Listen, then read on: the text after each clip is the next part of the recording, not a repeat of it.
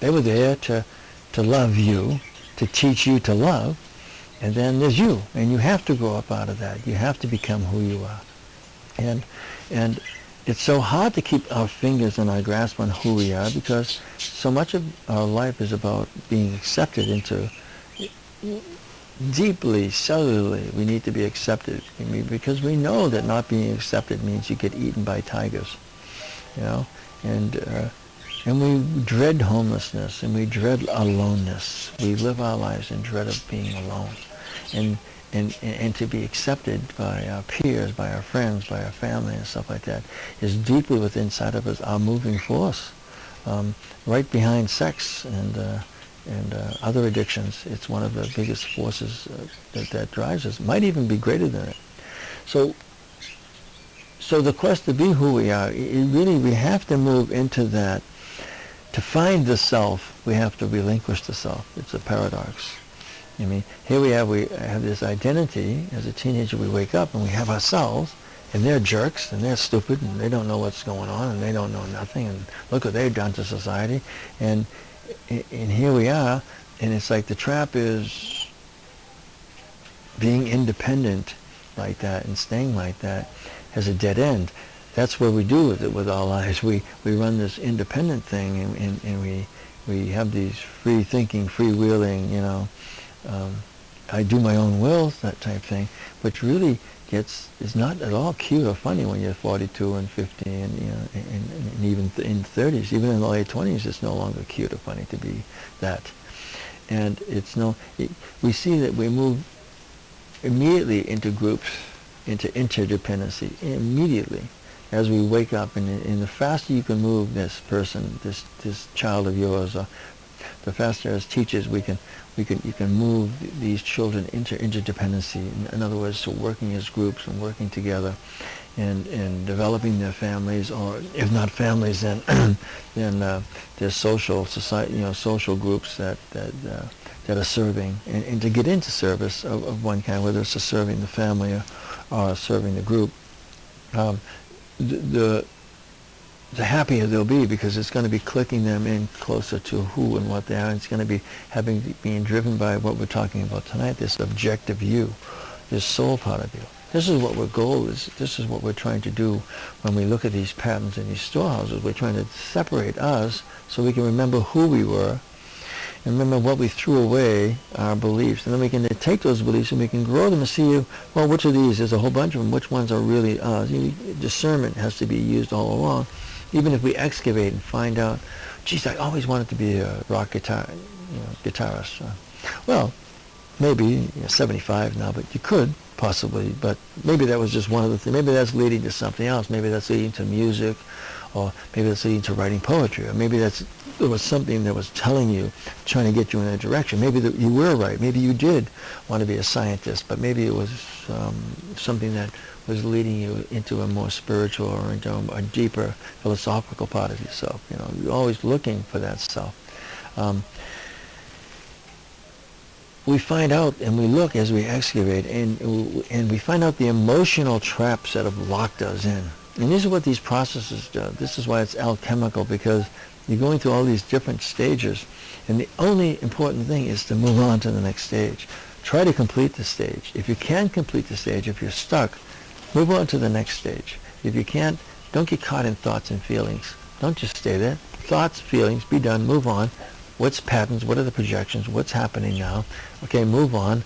What do you think's really going on here? What do you think is driving you? You know, what kind of thing is doing this to you and keeping you in this frame of mind all the time? And then moving right on into you know, when you start looking for triggers and stuff that keep you going in this stuff, and checking out those patterns, seeing the patterns, seeing the patterns that come from ages on. You know, we're living dead people's lives. These are dead people living through us. Our grandfathers, which is still trying to make us into these ancient beings that are out hunting and killing and robbing and territorial things and doing fight and flight things and preventing us from growing into these new human beings where, filling up that gray matter and opening up those frontal lobes and getting that human brain working, getting it to be something where we can really become something new, become a new being, a new state of consciousness. That's what we're looking for. This is what this does. This is what this whole procedure and this whole program is this whole process is about. It's about the going forward with our existence into higher states of consciousness and getting to that goal. And the goal that we're looking at right now, in this program, is to what are my objective states? What is my objective thoughts and feelings around this situation? And here I am in this job. Here I am in this situation that we're